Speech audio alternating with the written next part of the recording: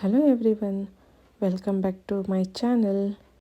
ಇವತ್ತು ನವಣೆ ಕಾಳು ಅಥವಾ ಫಾಕ್ಸ್ಟೈಲ್ ಮಿಲೆಟ್ಸ್ನಿಂದ ಬಿಸಿಬೇಳೆ ಬಾತ್ ಮಾಡೋದು ಹೇಗೆ ಅಂತ ನೋಡ್ಕೊಳ್ಳೋಣ. ಇದು ಕಂಪ್ಲೀಟ್ಲಿ ಡಯಾಬಿಟಿಕ್ ಕಂಟ್ರೋಲ್ ಮಾಡುವಂತಹ ಫುಡ್ಡು ಮತ್ತು ಇದರಲ್ಲಿ ಯಾವುದೇ ಕಾರಣಕ್ಕೂ ರೈಸ್ ಬಳಸೋದಿಲ್ಲ. ತುಂಬಾ ವೆಜಿಟೇಬಲ್ಸ್ ಇರುತ್ತೆ. ಇದನ್ನು ಮಾಡೋದಕ್ಕೆ ನಾನು ಬೀನ್ಸ್ ತೊಗೊಂಡಿದ್ದೀನಿ, ನಂತರ ಒಂದು ದೊಡ್ಡದಾದ ಗೆಡ್ಡೆಕೋಸು, ಆಮೇಲೆ ಒಂದು ಆಲೂಗಡ್ಡೆ ತೊಗೊಂಡಿದ್ದೀನಿ, ಒಂದು ಕ್ಯಾಪ್ಸಿಕಮ್ ತೊಗೊಂಡಿದ್ದೀನಿ.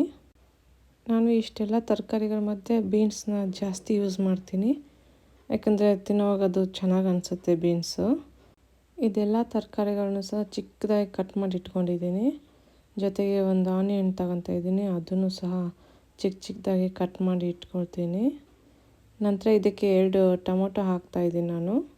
ಸೊ ಅದನ್ನು ಸಹ ಸೇಮು ಚಿಕ್ಕದಾಗಿ ಕಟ್ ಮಾಡಿ ಇಟ್ಕೋಬೇಕು.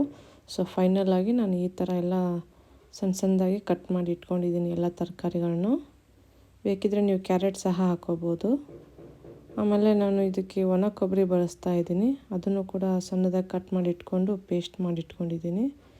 ಈಗ ಒಂದು ಪಾತ್ರೆನ ಬಿಸಿ ಮಾಡೋಕ್ಕಿಡೋಣ. ಅದು ಒಂದು ಕಡೆ ಬಿಸಿ ಆಗ್ತಾ ಇರಲಿ.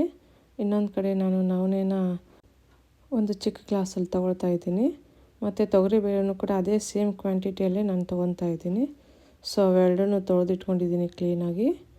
ಆಮೇಲೆ ಸ್ವಲ್ಪ ಪಾತ್ರೆಗೆ ಎಣ್ಣೆ ಹಾಕಿದ್ದೀನಿ. ಅದೆಲ್ಲ ಬಿಸಿ ಆದಮೇಲೆ ಸಾಸಿವೆ ಜೀರಿಗೆ ಹಾಕಬೇಕು. ಅದಾದಮೇಲೆ ನಾನು ಶೇಂಗಾ ಹಾಕಿದ್ದೀನಿ. ಅದಕ್ಕೆ ಸ್ವಲ್ಪ ಕರಿಬೇವು ಕೂಡ ಹಾಕಿ ಚೆನ್ನಾಗಿ ಫ್ರೈ ಆಗಲಿ. ಈಗ ಚಿಕ್ಕದಾಗಿ ಕಟ್ ಮಾಡ್ಕೊಂಡಿರೋಂಥ ಈರುಳ್ಳಿ ಹಾಕ್ತಾಯಿದ್ದೀನಿ. ಇದು ಹಸಿ ವಾಸನೆ ಹೋಗೋವರೆಗೂ ಎಣ್ಣೆಲಿ ಚೆನ್ನಾಗಿ ಫ್ರೈ ಆಗಲಿ. ನಂತರ ಇದಕ್ಕೆ ನಾನು ಕ್ಯಾಪ್ಸಿಕಮ್ ಹಾಕ್ತಾಯಿದ್ದೀನಿ. ನಾವು ಯಾವುದೇ ತರಕಾರಿ ಹಾಕಿದರೂ ಸಹ ಅದಕ್ಕೆ ಅದರದ್ದೇ ಆದ ಟೈಮ್ನ ಬಿಡಬೇಕು, ಅದು ಚೆನ್ನಾಗಿ ಹುರ್ಕೊಳ್ಳೋಕ್ಕೆ. ನಂತರ ನಾನು ಕಟ್ ಮಾಡ್ಕೊಂಡಿರೋಂತಹ ಟೊಮೊಟೊನ ಹಾಕ್ತಾಯಿದ್ದೀನಿ. ಸೊ ಇದು ಅಷ್ಟೇ, ಒಂದು 2 ನಿಮಿಷ ಚೆನ್ನಾಗಿ ಬೇಯ್ಕೊಳ್ಳಿ. ಬೆಂದಾದಮೇಲೆ ನೋಡೋಣ. ಸೊ ಈಗ ಓಕೆ, ಎಲ್ಲ ಚೆನ್ನಾಗಿ ಮಿಕ್ಸ್ ಆಗಿದೆ.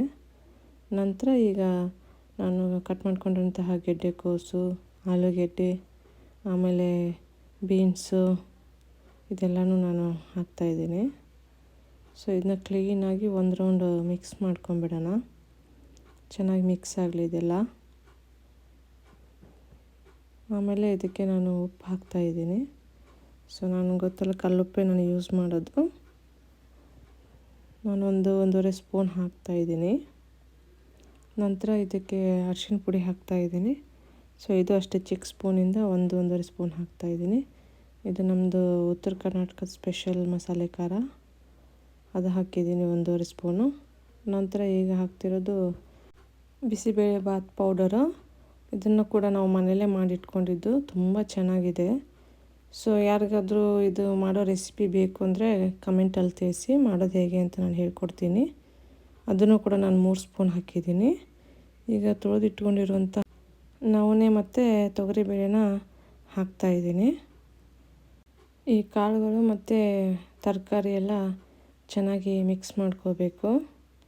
ನಂತರ ನಾನು ಆಗಲೇ ರುಬ್ಬಿಟ್ಕೊಂಡಿರುವಂತಹ ಕೊಬ್ಬರಿ ಪೇಸ್ಟನ್ನ ಹಾಕ್ತಾಯಿದ್ದೀನಿ. ನೀವು ಬೇಕಿದ್ದರೆ ಇದಕ್ಕೆ ಹಸಿ ತೆಂಗಿನಕಾಯಿನೂ ಕೂಡ ಯೂಸ್ ಮಾಡ್ಕೋಬೋದು, ಬಟ್ ನಾನು ಒಣ ಕೊಬ್ಬರಿನೇ ಯೂಸ್ ಮಾಡ್ಕೊಂಡಿದ್ದೀನಿ. ಸೊ ಇದು ಕೂಡ ಅಷ್ಟೇ ಟೇಸ್ಟ್ ಚೆನ್ನಾಗಾಗುತ್ತೆ. ಈಗ 2 ಗ್ಲಾಸ್ನಷ್ಟು ನೀರು ಹಾಕ್ತಾಯಿದ್ದೀನಿ. ಇದನ್ನು ಚೆನ್ನಾಗಿ ಮಿಕ್ಸ್ ಮಾಡ್ಕೊಂಡು ಲಿಡ್ ಕ್ಲೋಸ್ ಮಾಡಿಡೋಣ. ಇದು 2 ವಿಷಲ್ ಆಗಲಿ ಸಾಕು.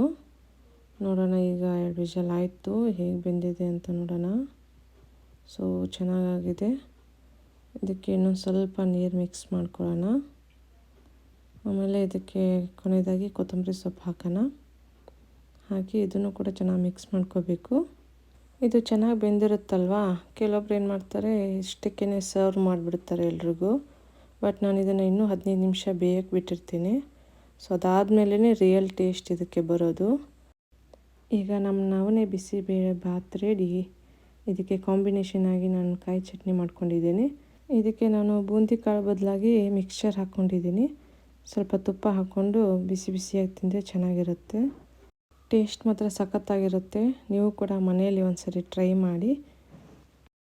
ಹೇಗೆ ಬಂತು ಅಂತ ನಮಗೆ ಕಮೆಂಟ್ ಮುಖಾಂತರ ತಿಳಿಸಿ. ಕೊನೆಯದಾಗಿ ಸಬ್ಸ್ಕ್ರೈಬ್ ಮಾಡೋದನ್ನು ಮರೆಯಬೇಡಿ. ಲೈಕ್ ಆ್ಯಂಡ್ ಶೇರ್ ಮಾಡಿ. ಧನ್ಯವಾದಗಳು.